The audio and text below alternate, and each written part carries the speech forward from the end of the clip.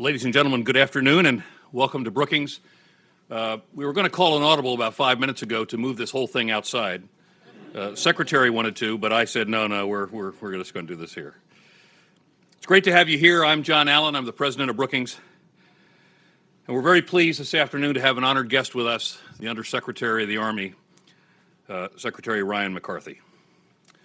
Undersecretary McCarthy was unanimously confirmed by the U.S. Senate on August 1st, 2017, and in this role, he acts as the senior civilian assistant and principal advisor to the Secretary of the Army on matters relating to management and the operations of the U.S. Army. It's an extremely important job, as you would imagine, especially in 2019. Previously, he served as a vice president to Lockheed Martin and was the special assistant to the Secretary of Defense, Robert Gates, in a previous tour in the Pentagon. It's been my honor to know him now and to respect him deeply for a number of years. And Undersecretary McCarthy is a true and tried veteran of the Department of Defense, and he'd be hard-pressed to find a more dedicated public servant, better professional, to lead the U.S. Army in this important moment. And I have to tell you, when he thinks about the Army, and the Army is, of course, the greatest Army this planet has ever seen, he thinks about this enormous organization, but his thoughts very quickly go straight down to the young soldier serving probably in harm's way at the edge of American and Allied influence, and the priority he puts on that soldier and that soldier's family and the mission of the Army to support that individual is unambiguous and it's unrelenting. We could not have a better person in this position. With so many real and potential challenges on the horizon, the U.S. military has no choice but to adapt to an increasingly uncertain future of complex, evolving threats in an environment of increasing technological sophistication and lethality. And I'm thinking artificial intelligence and other emerging technologies. And in that regard, the U.S. Army is no different. The Undersecretary's work is directly linked to making that adaptation happen. And having known Ryan for so long, I can think of no one better qualified and better placed to help deliver our United States Army to where it needs to be, to defend America, to protect our interests, and to support our allies in the 21st century. And I know we're all looking forward to hearing his remarks. And to our program now, Undersecretary McCarthy will shortly offer us his own remarks, and then he'll be joined by Brookings Senior Fellow and Director of Research for Foreign Policy, Mike O'Hanlon.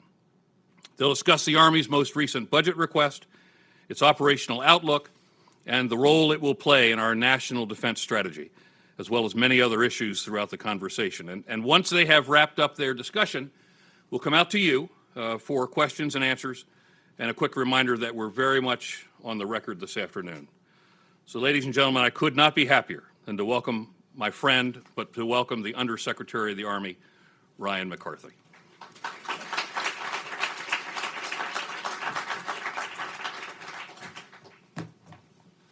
Thanks, John, for those overly gracious remarks and that kind introduction. While we were sitting in the back waiting to come out, I actually remembered one of my fondest memories of serving with General Allen. We were leaving King Abdullah's farm out in the countryside, Jandria. We were going to head back to Riyadh, and we ended up sharing the back of a Suburban because it was late at night, and Secretary Gates didn't want anybody to ride with him. So the two of us get in one of the trail vehicles, and it's a sandstorm. So all you can see are the blinking red lights of the vehicle in front of you going about 80 miles an hour. And it was about 1 o'clock, 2 o'clock in the morning, and it was a good hour-plus ride. And over the course of that hour and change was an education for me. An education from as competent and as loyal of a teammate as I've ever had, and someone who truly became a mentor to me in my time last tour in the Pentagon. So, General Allen, thank you for hosting me today. It's great to see you, and for all the advice you give me since I returned to the Pentagon in this role. To Michael O'Hanlon, thank you for moderating today. There's nobody better in the business, and the team here at Brookings. So especially look forward to engaging in questions and answers after my prepared remarks, so I'll get to the point. 3 days ago, the Army unveiled our budget plan as a part of the overall Department of Defense submission for fiscal year 2020. It's still being assessed and picked over and in some cases picked at, given the significant challenges that it contains. And over the years, this town has heard its fair share of talk about defense transformations, pivots, rebalances, offset, shifting paradigms, and much, much more. But if you look at the totality of what we're proposing, it is arguable that this budget plan represents the most consequential shift in the way the U.S. Army is organized and equipped in more than 40 years. A shift towards what is required to compete with, deter, and if necessary, defeat our most likely adversaries in the European and Pacific theaters. So this afternoon, I'll provide the strategic context and real-world rationale underlying the Army's modernization vision, then highlight some of the key shifts and decisions undertaken by the Army leadership team in research, development, and procurement especially, to make the FY20 budget plan executable and affordable. And finally, discuss the extensive modernization opportunities that now exist based on these decisions. As a starting point, and in some respects, the Army has been in this position before. In the wake of Vietnam, the Army saw a revolution in doctrine, organization, training, and equipping, the latter most famously being the Apache and Black Hawk helicopters, the Bradley fighting vehicle, the M1 Abrams tank, and the Patriot air and missile defense system, the so-called Big Five, plus the multiple launch rocket system. But the Army must again confront the potential for conflict against a modern military force, which, unlike the United States, has not spent nearly 2 decades fighting insurgents. Potential adversaries that have studied U.S. strengths and vulnerabilities and are steadily chipping away at our technological advantage. Once again, the great power competition, as the National Defense Strategy puts it, drives our priorities. The People's Republic of China, our long-term strategic pacing threat, is aggressively modernizing capabilities to expand their military reach within and beyond the first island chain. U.S. ships, combat aircraft, and installations in the region are now vulnerable to thousands of Chinese missiles with increasing range and accuracy. For the Army, this puts a premium on integrated air missile defense systems, long-range artillery, and other ground capabilities that can be forward deployed to thwart Chinese attacks, disrupt Chinese movement, and limit Chinese options. To state the obvious, it's very difficult to sink or shoot down an island. Our more immediate high-end pacing threat, and the driver of the Army's near-term initiatives for training, equipping, and modernization, is the Russian Federation. Russia is able to use its short-term interior lines to project military might beyond its borders and present operational challenges. We must respond to incursions against our NATO allies. On the ground, advanced Russian cyber and electronic warfare capabilities could play havoc with our space and network-dependent systems. Sophisticated Russian air and missile defense systems, radars, surface-to-air missiles, and more would hamper air support and movement of U.S. ground forces, and their long-range field artillery and anti-armor weaponry present threats to our heavy formations in ways not seen since the latter years of the Cold War. Both Russia and China are leveraging new tactics and technologies, military and otherwise, to create effective forms of standoff. However, each still faces significant military disadvantages, at least compared to the United States, along with domestic political and economic challenges. But being the proverbial home team means Russia and China just need to inflict high enough costs to cow U.S. allies and damage our credibility. The Army of today, as battle-hardened as it may be, lacks the next-generation weapons and other capabilities that are needed to confront these most sophisticated adversaries as part of a truly joint and networked force. We are reaching the limit of what can be added to and improved on platforms that have been the mainstay of the Army for decades. In all, going to war with the Army you have with another modern military in the future is a losing, if not calamitous, proposition. Consequently, the Army is faced, once again, with the challenge of making the investments and hard choices necessary to win against modern adversaries while recovering and maintaining a high state of readiness. Unlike after Vietnam, we must do so in a way that retains the hard-earned understanding that will allow us to adapt and, if needed, to deal with irregular warfare missions that have inflicted such a steep cost on the Army over the past century. For example, we recognize that the training and advising of militaries of partner nations, whether in a counterinsurgency or peacetime setting, will continue to be an Army requirement. So the Army is committed to the Security Force Assistance Brigades, which were created and manned for just that purpose. So we are not forced to stand up ad hoc structures in the future. To strike the balance, the Army needed first to have the right institutional structures, processes, and priorities in place. In the last 2 years, the service leadership, civilian and uniform, have used the budget relief provided by Congress and this administration in fiscal year 2018 and fiscal 2019 to remedy severe readiness gaps across the force, to include increasing the number of units going through combat center training center rotations, and then defined an institutional concept of how we will fight. In this environment that we call it a defined threat, we call multi-domain operations, or MDO.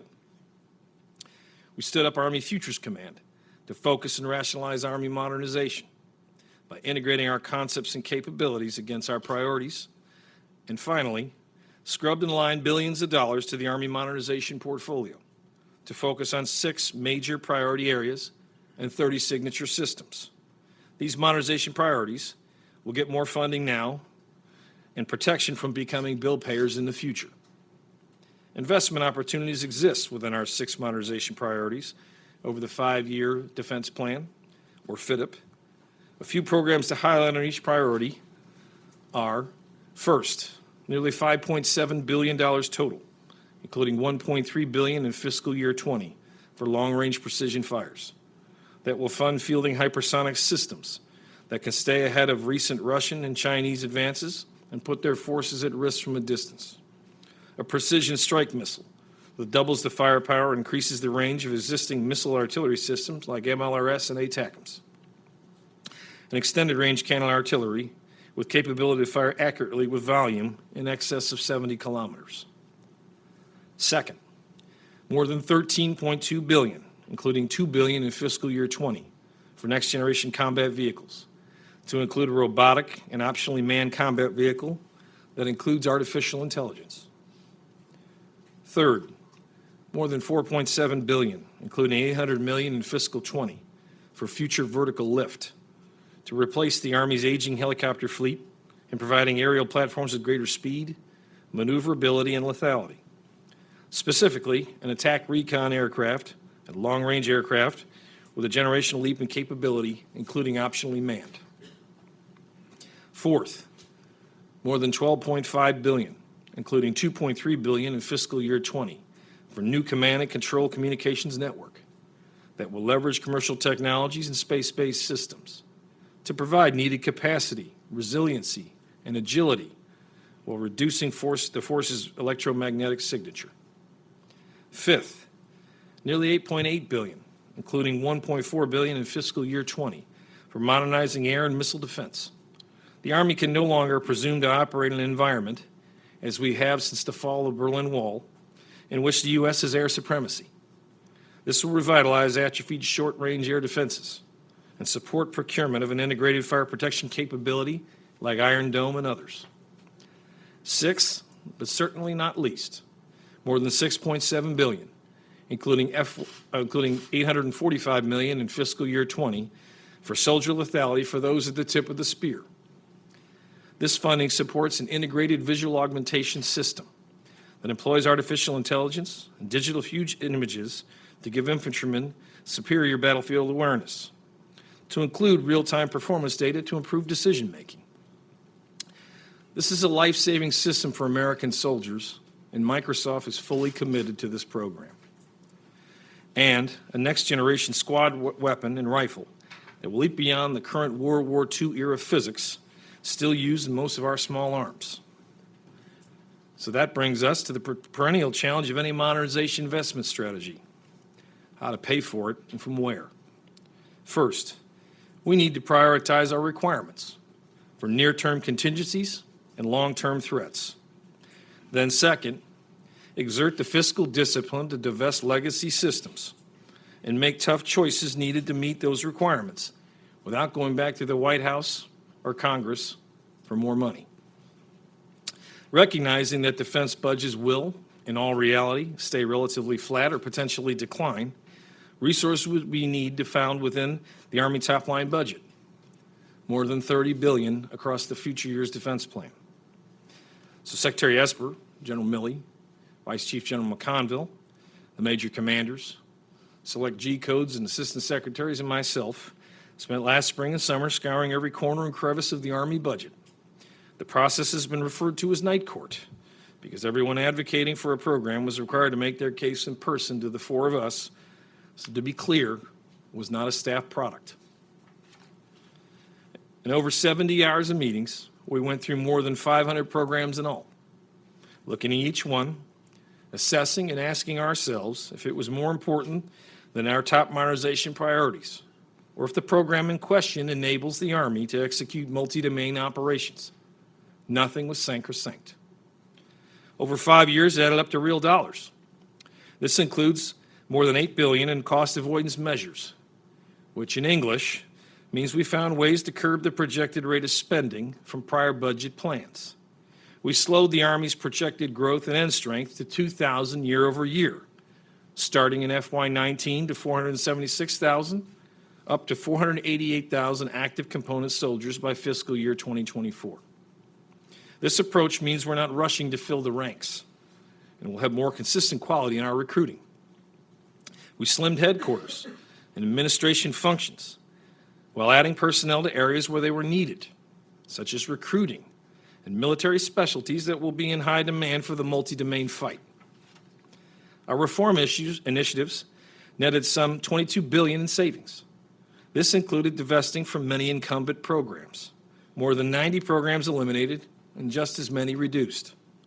Many of these systems continue to serve the Army well, but fully funding the present and the future at the same time is simply not possible. So this budget plan stops further production and block upgrades of the Bradley fighting vehicle by fiscal year 2023.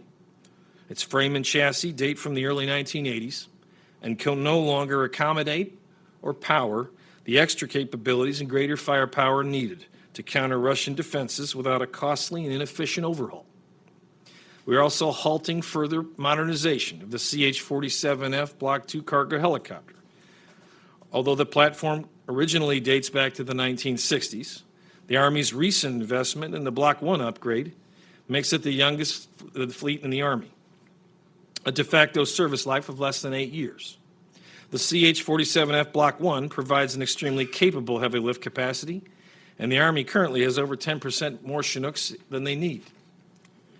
Finally, the Army is reducing planned spending on the Joint Light Tactical Vehicle program by nearly $800 million over the FYDP. This reduction will result in roughly 1,900 fewer vehicles procured over the program life. Unlike the Cold War era platforms just discussed, the JLTV is a new vehicle, more survivable than a Humvee and more maneuverable than an MRAP. There's no doubt the Army needs it in the future, just not at the numbers of the original program or record, when the requirements of high-intensity land conflict are considered. By 2028, this shift will give the Army a fleet mix of 55,000 Humvees, 49,000 JLTVs, and 800 infantry squad vehicles, more than 100,000 troop transport vehicles in all. Other cuts include everything from trailers, trucks, forklifts, and other equipment. In these cases, it was less a matter of warfighting strategy than the simple fact we had more than was needed. Not every unit, based on their function, needed a full complement of the most advanced and expensive kit. Under this plan, the share of Army modernization budget will shift, slowly but inexorably, from production and upgrade of existing systems, about 80% of the portfolio now, to new programs and capabilities, which should make up roughly half of all the modernization funding by fiscal year 2023. Forthright and ruthless realism underscored these decisions, and our leadership team has pledged that if the Budget Control Act-driven cuts return, if risks must be taken in the Army, let the risks be taken elsewhere, not in the weapons and equipment of our soldiers will need to fight and win. It was not lost on us in the consequences associated with these decisions, nor the symbolism. FY20 marks where the Army began to transition from the Big Five, and many other legacy systems developed since, towards capabilities designed and needed for the 21st century. To be sure, there will be some economic dislocation as a result of slowed or, in some cases, shuttered production lines. But as I illustrated in that earlier, and purposely long, discussion of the areas where funds are being added for future growth, this budget plan presents a tremendous opportunity as well, especially for those in industry who are willing to step up their R&D investments, innovate, and partner with us in the future.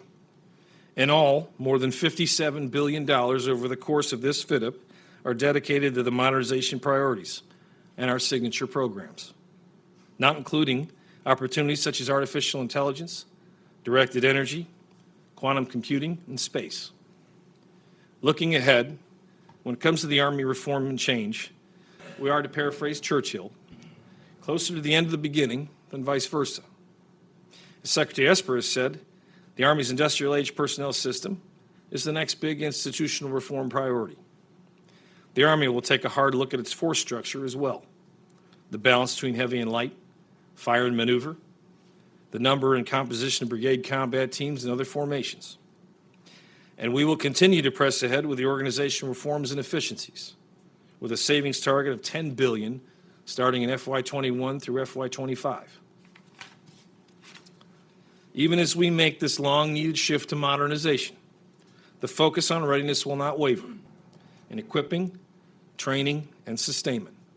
It remains job one.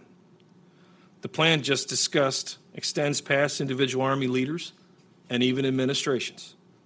And like anything else in government, it will be affected by fiscal circumstances beyond our control. And like anything else in government, it will be affected. I can say with some certainty that the core elements and main strategic choices in the fiscal years 18, 19, 20, and the work beginning in fiscal year 21, with the support of this administration and Congress, will set shifts in motion that cannot be easily undone. Changes designed to field the Army capabilities needed by 2028. Understanding that innovation reform will and must continue beyond the next decade. And let there be no doubt, the Army leadership, uniformed and civilian, with the full backing of Acting Secretary Shanahan and General Dunford, own this budget, believe in this budget, and will fight for it. That much we owe our soldiers and the families, those who have borne the brunt and human costs of America's war since 9/11. Together, we'll face those threats that lie ahead. Thank you for your time this afternoon. I look forward to your questions.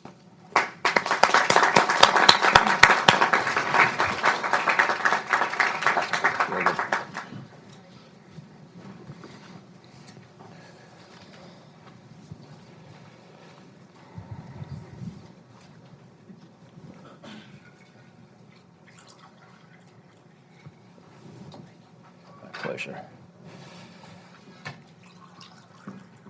Mr. Secretary, that was great. Thank you.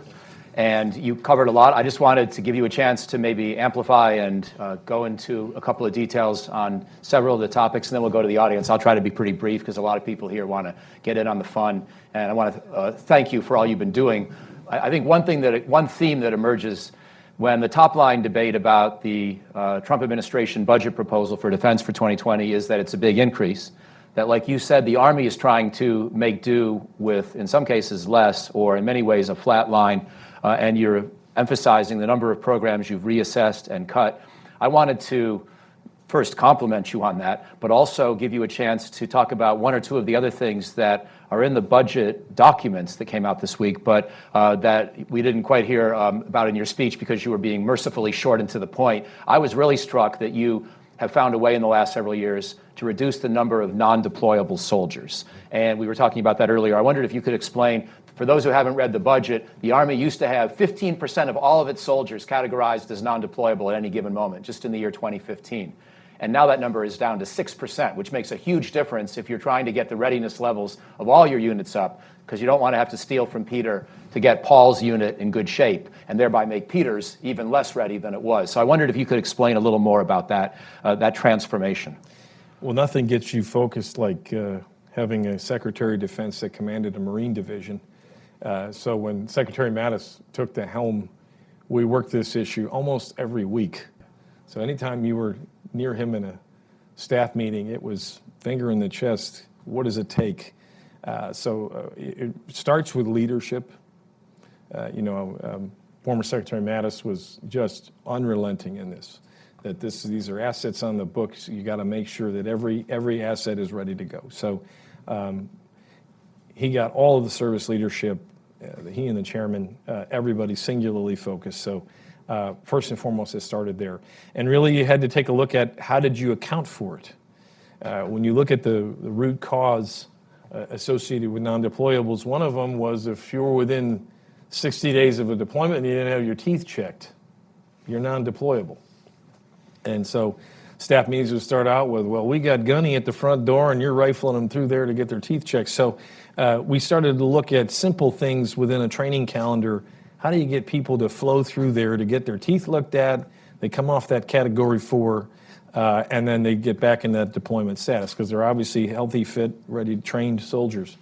So there was a substantial chunk there. We put physical trainers and nutritionists at battalion level. We're taking greater emphasis of when a soldier gets hurt, how do you quickly assess and then get them back into that status? Because, we, at times in combat arms units, I twisted my knee. Well, here's a bag of Motrin, get back in there. Well, they might have a tear in their ACL, So simple things like that, but a particular focus on the key root causes and a lot of leadership. And speaking of the way you've prioritized readiness, I notice in the budget documents, and I think you alluded to it in your speech, that you've now got 26 of your brigade combat teams up to what you consider a high tier or a top tier of readiness. I think that's just up from 19 the year before, and maybe even as low as 6 or 10 a few years ago. Your goal is to get, you have about 55 in the entire force structure, right, including the National Guard. So what's your goal and what's the time horizon for sort of recovering Army readiness? So by FY22 is when we believe we'll have, under current assumptions, to have about 2/3 of those brigade combat teams at the highest level of readiness. And again, there's some things. Obviously, you need to continue to grow. There are variables in the equation. Having enough troops in the formation, funding to train, to increase home station training, combat center training rotations. But it's also, again, the leadership aspect. And I look at General Milley, and I know General Abrams has moved on to U.S. Forces Command, but they were absolutely laser focused on this and how they looked at all of the types of factors you had to get through to get a unit through all the wickets as quickly as possible. So they increased those individual repetitions and collective tasks, but really locking in on those training calendars. And what was really a joy for me is when I would travel around the Army and meet with a battalion commander, they sounded exactly like Milley, but just without a Bostonian accent. They knew exactly what they needed to do. So it was some key factors that they focused in on, and they did it very well. Now, you said you're still doing reviews of the mix of forces and the size of the force structure, but at the moment, you're not asking, I don't believe, for more structure. You're not asking for more brigade combat teams, and you're only making very modest requests for additional soldiers, in some striking contrast to the Air Force, which has done a big study in the last few months asking for a 25% expansion in its combat force structure. We had General Goldfein here to speak recently about that. Why does the Army feel that its force structure is adequate, at least for the moment, reserving the right to reassess as you do your future studies? But how did you come to that conclusion, and how did you come to the conclusion that you can make do with an Army of less than 500,000 active duty soldiers? Well, we're still trying to stay on track to get to 500,000. We won't reach that in this fit-up, but the trajectory is still in that cardinal direction. But what I would say is we're changing our operating concept, multi-domain operations. We have 30 signature systems that we're bringing into the formations, so that bringing forward a new operating concept and these new technological advances, we're going to change the structure over time. We're heading on this particular azimuth, but you're going to change downstream. So I say this repeatedly. There's about 4 or 5 officers that are driving this. It's our military deputy ASAL, Paul Ostrowski, Lieutenant General Ostrowski, Lieutenant General Jimmy Richardson, the Deputy Commander of Futures Command, Lieutenant General Lundy out in TRADOC, and then was it Lundy? Okay, and then and Eric Wesley, Futures and Concepts. Yeah. And if you think about it, between putting the threat together with the operating concept and these new systems, that's where you're going to see the trades, and then we'll have to adjust the force structure downstream. Historically, we're making everybody read about how we brought together air, land, battle, and the Big Five, that we initially brought these 5 weapon systems into the formations. But we realized the Big Five was really the Big 64 because they had HETs and they had HEMETs and they had all these other things to enable those systems. We're going to learn that the same way they did, and we're making those adjustments. But you're honing in on those 30, and that will ultimately change the structure underneath it.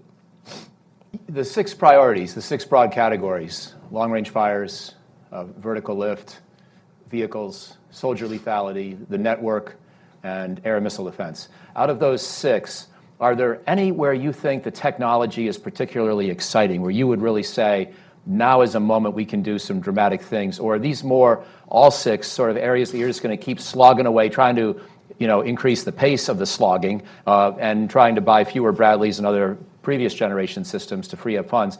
But is there any area where you would say there's some big opportunity and or a big vulnerability that you really want to get after even more than in some of the others? So the one I'm most excited about is hypersonics. We have a great partnership going on within the department. We have is a joint interest program where we put a memorandum of agreement together with the Navy, the Air Force, the Missile Defense Agency. We're working together, learning from each other, doing some joint testing. We've demonstrated this capability a couple times over the last 10 years, but there's so much energy and resources available to really make a go of it right now. And I'm very encouraged by the plan that they showed us the other day. So I think a lot of excitement there. Challenge the network. I think from a communications architecture, we have a big experiment coming up this summer. So, I'm going to stay tuned to that and see how we perform. Because if you can't reduce our electromagnetic signature, and if we can't have a resilient network in place, that will present a significant challenge. And as I talked about near-peer competitors, the types of investments they made, that's the first place they go. Try to mitigate that capability and create confusion and disruption. So you've heard the numbers I laid out there for investment, so it's a place where we'll get particular emphasis by the leadership to drive that through the modernization knothole. One last question for me, and then we'll go to all of you. I see in the budget documents that also you've now, and we were talking about this when you hosted a few of us over at Army headquarters recently, that you're changing the way you do brigade-level exercises to really try to account for vulnerability in the cyber network, but also vulnerability to direct attack of a command post. And I noticed in the budget document that you're making headquarters get up and reposition every day or so, even when you're doing a 3-week-long exercise. I just wanted to invite you to say anything more about that, because that strikes me as a pretty important change. Again, the Chief's leadership and General Abrams, when he was driving FORCECOM, they tried to make these scenarios as difficult and as complex as possible, and with whether it's chemical attacks, jamming communications, to see how the units embrace mission command, and getting back to the fundamentals of operations orders and commander's intent. So it's really remarkable that shift that's been made over the last 3 years. So between the leadership and then the infusion of funding that came in the 2018-19 bill, it's really helped us put a lot of energy behind readiness. Fantastic. Well, thank you. I want to now open up the floor. So please wait for a microphone, and we'll take maybe, you want to do one at a time or two? What's your pref? See how long I can handle that, right? Okay. We'll try a couple, and we'll start here with the gentleman in the white shirt in the second row, and then the gentleman over here in the fourth row, and then come back to the Undersecretary. Thank you. My name is Dr. Akab Malik. I'm a Fulbright scholar, currently at the Seeger Center, and I'm working on changing global order, and that being the basis for all the preparation readiness. I'd like to get your understanding about the engagement. What possible engagements do you envisage? Because it's primarily going to be a lot like the Cold War, where you realize that you can't engage each of those countries directly, and mostly in the peripheral areas in other countries. And are you getting ready for that, more importantly? Because you've been engaged in other countries lately like that in the last couple of decades. And so it's actually building on that in a way, because directly engaging with other countries is an impossibility in the future order, I think. So a little bit of a contrarian take to the prevailing assumptions of the national defense strategy. And then we'll go over here for one more and then come back to the Secretary. Afternoon, sir. Thanks for the talk. Mike Filanowski from the Army Future Studies Group. Do you see any opportunities in the future for modernization efforts interagency and then with allies? We know that future warfare will be fought with allies and as part of the joint force. Thank you. So the first was on engagement, right? To your point about our forward footprint and the way we partner with allies is where we believe that it's a formula that's worked for us for 70 years.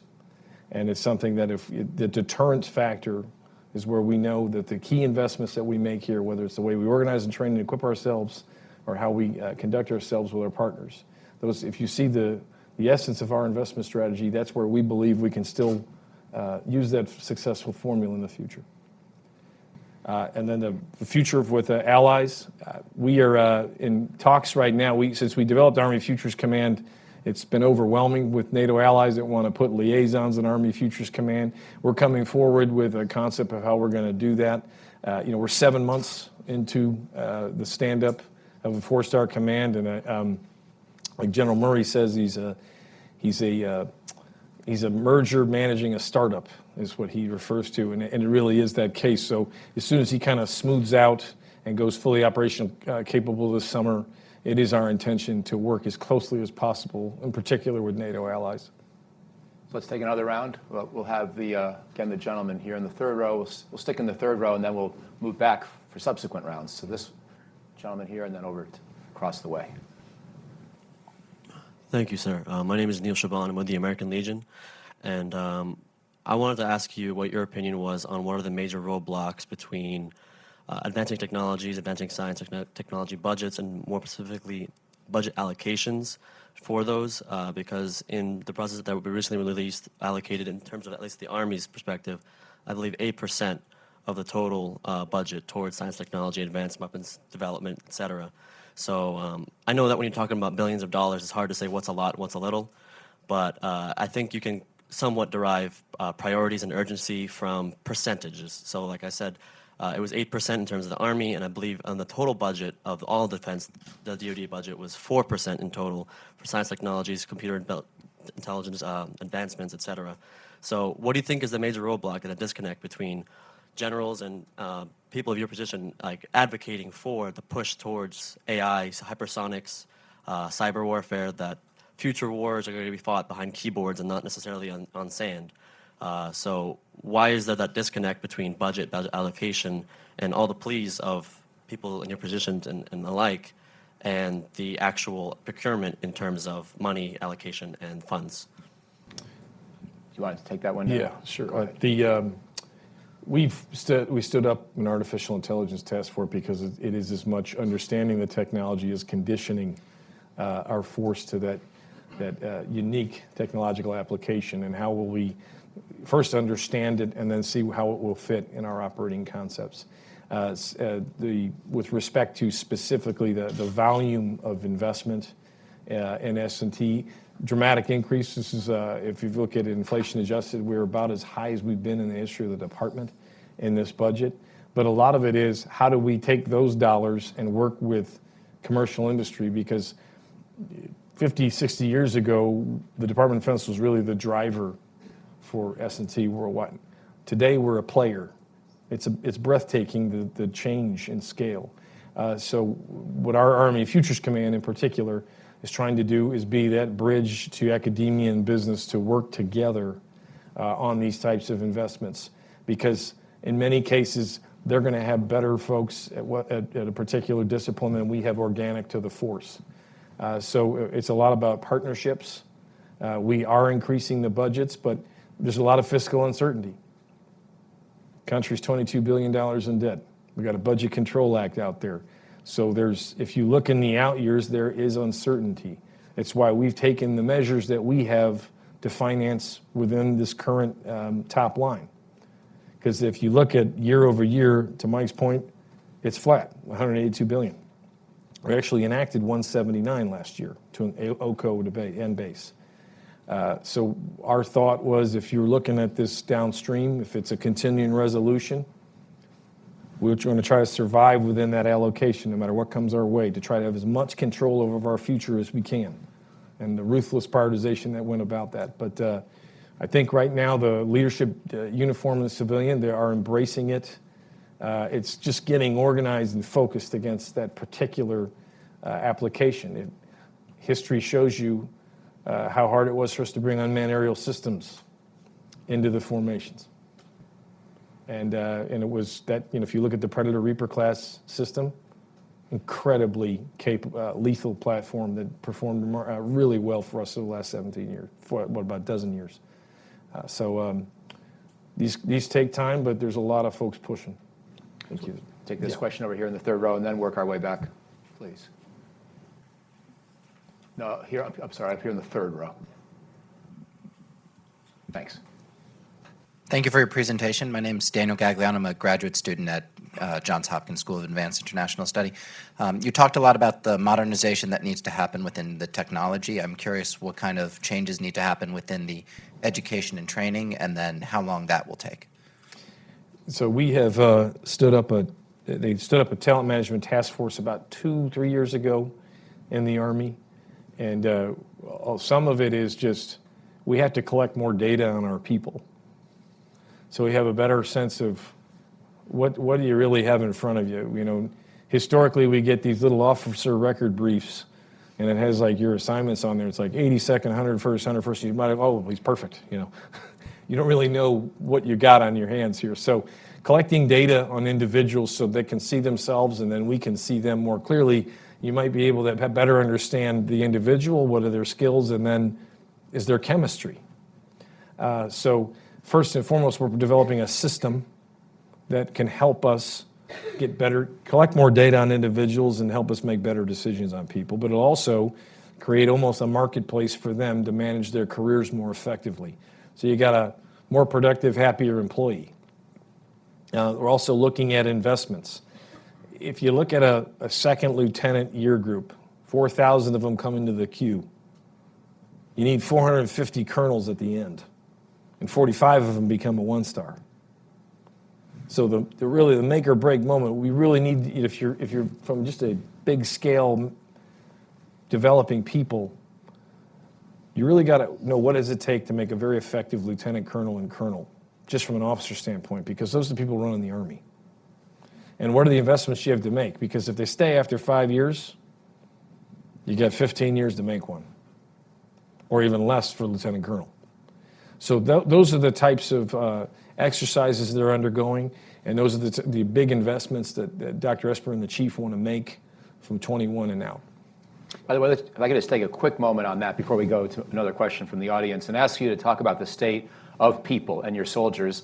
And Brendan Stickles at Brookings, the Navy fellow, has written eloquently about the new retirement system, which I think is helping with some of your retention. And your recruiting, I think, last I heard when Secretary Esper was last year, said things looked reasonably good. But I wondered if you could comment on how you're doing with recruiting and retention and the overall adequacy of the soldier pool that you're now building in the U.S. Army.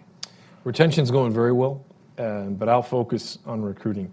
We missed by 6,500 folks in the active force last year. And it clearly resonated all throughout the halls of the Marshall Corridor, and we took a very hard look at ourselves. And as much as we need to grow, as much as we need to get up to north of 500,000 people in the active force, we had to take a look at ourselves of how fast can we get there with the level of quality that we need, and in an environment with 3.9% unemployment, and an environment where, in many cases, if you look at this millennial generation, are we communicating to them effectively about who we are as an institution, what we do, our value system? So we changed our strategy. We went back to the cities. We're focusing on 22 cities in the country. We changed our messaging. We hired an outside firm to help us with micro-targeting. So how do we study the geography of a suburbs of a big city or a neighborhood in a big city, and how do we better understand to them and so we can communicate to them who we are? We selected a couple of big cities, Chicago in particular, because if you look at the ethnic breakdown of the demographics of the city, it's a pacing item for us in the country. And just within the first 100 days, it improved our leads by 10%. So we've really are overhauling how we communicate, we're overhauling how we recruit, and we're focusing back to the cities. And if I had the data here, I could show you. For the first time in years, we're doing better in Portland, Los Angeles, New York City, Houston. So we're pretty excited about that. And then the slowing of the in-strength growth as we get our new processes in place, and we continue to bring on great quality and grow at a pace where it's much more easier to manage. Great, thank you. A little further back. Let's see if we start way in the back there, please, Adam, and then we'll come back towards the front. Hello, sir. Jeremiah Rosman, National Security Analyst at the Association of the U.S. Army. I wanted to ask you, how has accelerated urbanization and the rise of megacities informed the Army's future force structure and modernization priorities? So this is, this has been within General Milley's wheelhouse to answer.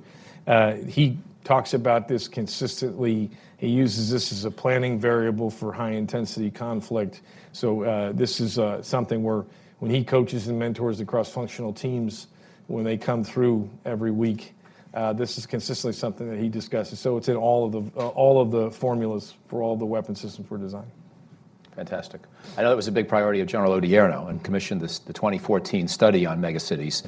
So that remains part of your thinking even as you try to think about more specific sort of old-fashioned scenarios with the Baltic states or Korea. You're still thinking about just operating in a large urban area for whatever the reason, whether it's a fight, whether it's a complex humanitarian disaster. That's still central. Okay, let's see. Here in the 7th or 8th row, right next to you. Yes, please.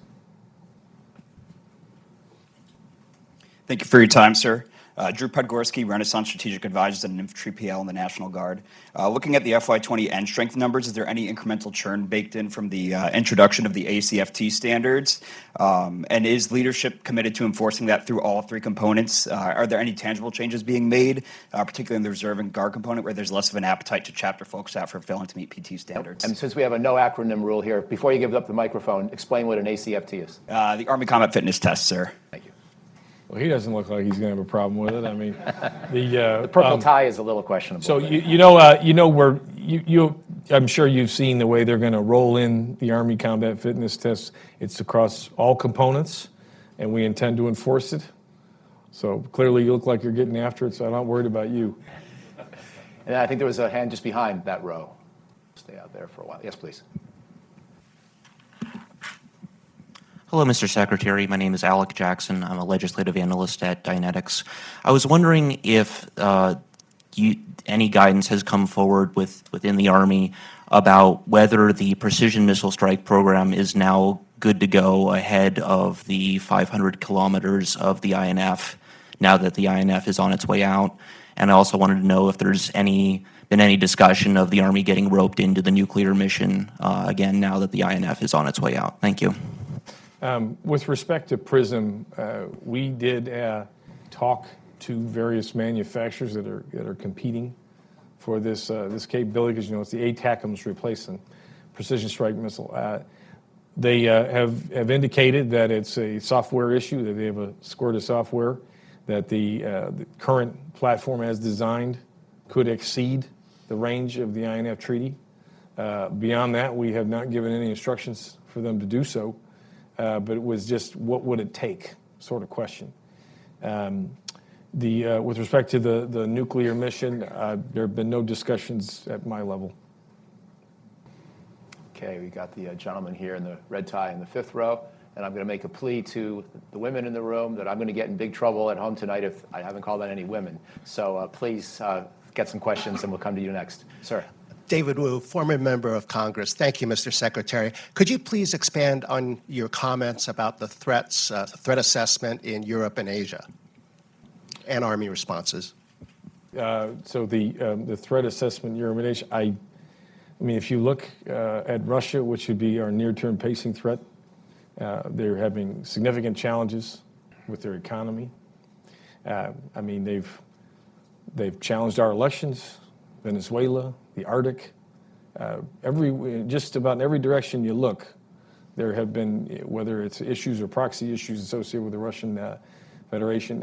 So we're clearly watching that very closely. Our relationship with our NATO allies, we are right there on the border with them. So with respect to China, we've had challenges, obviously, in cyberspace and as well as in space. So I think that these are the sorts of phase zero, if you will, issues that you deal with near peers. And the investments that we make for deterrence are necessary. And so this is what we've referred to consistently with our cross-functional teams is we're going to make the investments and choices to have best in breed and put them in our formations to continue to have that deterrence that we've enjoyed for so many years. Yes, ma'am, in the blue. Sir, good to see you. Haley Britsky with Task and Purpose. You mentioned in your opening remarks a couple of the programs that are getting cut, such as the JLTV and upgrades to the Bradley. I was wondering if you could go into a little bit more detail about some of the other programs that are being eliminated or kind of reduced, and some that have not been previously discussed, perhaps. We've truncated the buys on 50 caliber machine guns. We've truncated the buys on forklifts, trailers, support equipment to aviation units. There's 186 programs, so it'd probably be best to get you some information on that. That's still a nice little sampling. Thank you. I hope you didn't cut Frisbees, though. I'm a big fan of the Army Ultimate Frisbee team. We'll go here to the fifth row. It'll make my list for 21. Okay. Hi, Kevin O'Neill from the GAO. Sir, I was wondering if you talk about any force structure plans or changes at echelons above brigade, division, or corps level, particularly with the Russia threat, as you've described it. Is that something the Army's looking at? Anything forward station, perhaps? What's the Army's thinking on that? And are brigade combat teams training at that level, at the division or the corps level, combined arms, when they go through combined training rotations? So General Milley has increased the number of warfighters where the division and corps level exercises. So that's increased, as well as the combat training center rotation. So to the above brigade level, they have increased those. So there's your kind of collective training exercise for division corps commanders. With respect to forward basing, Undersecretary Rude was in Europe this week with discussions about Poland. I know that in the Asia Pacific the conversations are underway with allies as well, but that is clearly something that we're looking at, keenly interested in, but obviously want it to be a partnership, and however those investments would go down, and what is the type of force presence that would be needed forward. Great. I think we have time for one or two more questions, so we'll see if we have a hand or two left. Over here, please, and take these two, and then we'll give you one last chance to wrap, if that's okay. Hi, my name is Amy Gaskill, and I'm retired Coast Guard. I have a question with how are you thinking strategically, or what are your conversations at the table on this administration's foreign policy as you're working through some of these conversations? So, could you be more specific, please? Just, the relationships in across the world and all that. I mean, how do you have those kinds of things, those kinds of conversations at the table with the relationships that have changed under this administration? And then we'll take this one. Go ahead. I periodically, when allies are stateside, I don't do as much overseas travel. In this job, I'm kind of the inside guy. As far as I get is to up here or to over there on the other side of town, over there by the hill. So, but I meet with allies consistently when they come to the building. There are many relationships that I've had that stretch over a decade. We have over 30,000 troops in Europe, 28,000 in Korea, 37,000 in the Middle East. So partnerships are very strong, Army to Army right now, and that's about the vantage point that I have and the relationships that I work. So we feel pretty good about it right now. Thank you. And then the final question will be here. Hi, Connolly, National Defense. Going back to the question about program cuts, I know you highlighted some items, but could you go into a little bit more detail on potential timelines for replacing other big five items? So the Bradley is really the first, if you will, future vertical lift, which I highlighted in the prepared remarks. It's going to be just outside of the FIDIP, this FIDIP, the one we've submitted. where you'll start, if fielding goes according to the programmatic timelines that have been presented so far, that it'd be the 26, 27 timeframe. So you'd be entering that fit-up to replace ultimately the assault aircraft. The armed reconnaissance is essentially replacing the Kiowa. So that would be the future vertical lift portfolio. We talked about armored vehicles. Those would be the near terms, the ones that would be the most significant in the near term. On behalf of John Allen and myself and all the friends at Brookings, please join me in thanking the Undersecretary of the Army. Thanks for watching. Be sure to like and subscribe for more videos from Brookings.